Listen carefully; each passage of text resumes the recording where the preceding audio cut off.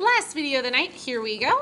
We're going to learn how to write out a chemical formula for ionic bonds. Now, a chemical formula tells us the amount and type of atoms in a compound. You actually have been doing this. I'm going to teach you a quicker, faster way to do this.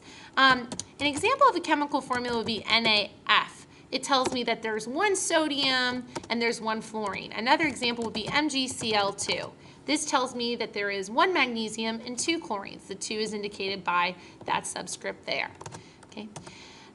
Now, of course, we've been talking about polyatomics all night, so we're going to learn how to do this first with our monoatomics and then with our polyatomics. Okay, so first let's start off with monoatomic. It means, again, that there are only one atom that carries a charge. So here's a trick. Up until this point, what you've been doing is Lewis dot structure. So you've been showing that, okay, Na is in group 1, so it has 1 valence electron, plus F, which is in group 7. Okay, it has 7 valence electrons, and you've been showing that Na is going to donate to F. Na has a +1 charge, F has a -1 charge. When they come together, the chemical formula would be NaF. Well, I'm going to teach you a little secret here on how you can actually skip this first step of a Lewis dot structure and actually probably get good enough to just jump right ahead to the chemical formula. Okay, so there's just a couple things you need to know. There's really 4 tricks that can really make this a lot simpler. First of all, for groups 1 through 3, charge is going to be equal to the group number. And this makes sense. If we look at this, we know that sodium here loses 1 and it gets a +1 charge. Group 1, +1.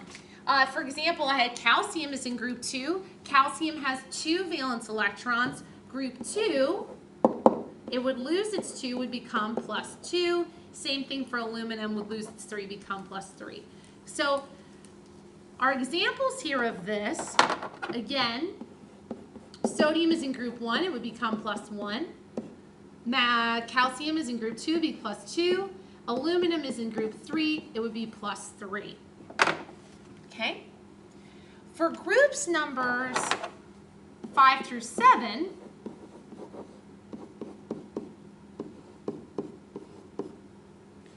the charge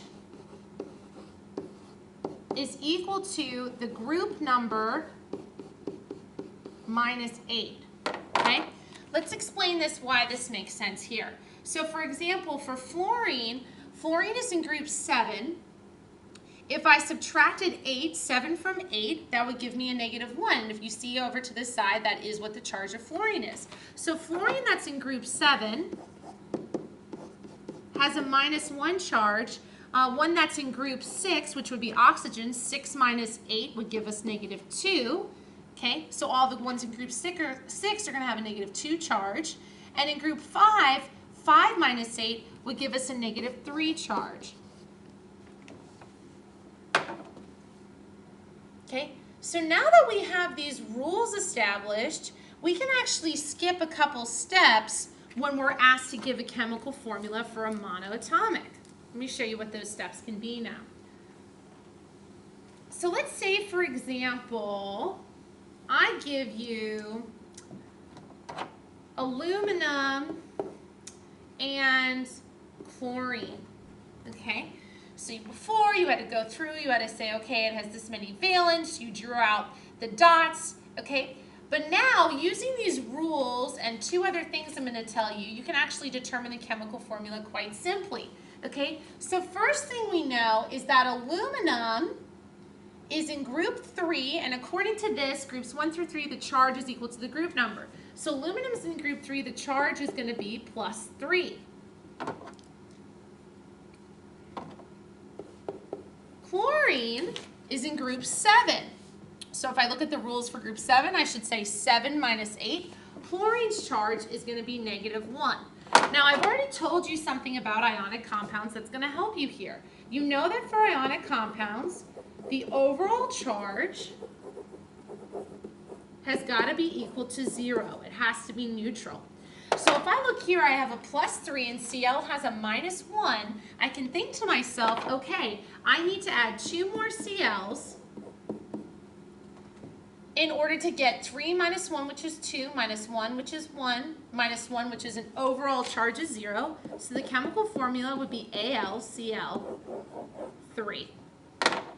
Again, telling me the amount and type.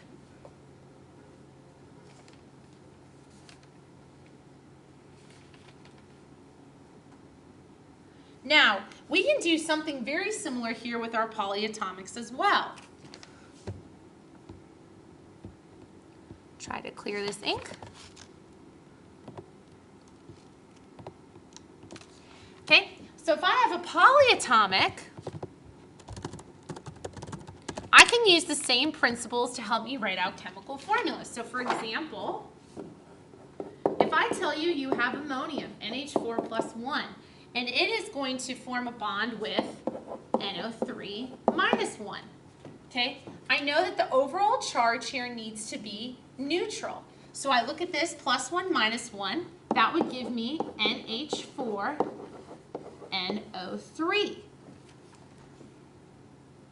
Now let's say, for example, I have one that doesn't work out quite as nicely. Let's say that I have Mg plus 2, because it's in group 2 of the periodic table, and I have a polyatomic with that, nitrate again. Okay? I know that Mg minus 1 would give me an overall charge of 0. So when I go to write this, I write MgNO3 2. Now what's confusing here is this 2 is kind of dangling out there. So to indicate that the 2 belongs to NO3, we put parentheses. And we're going to use these parentheses when we have multiples of a polyatomic. Now, the ones that we've covered, the problems we've covered in class tonight, we're going to cover by reviewing in class tomorrow. We'll review polyatomics. We'll review looking at how you do Lewis dot structures, and we'll certainly look over how you come up with chemical formulas as well. Good job, guys. See you tomorrow.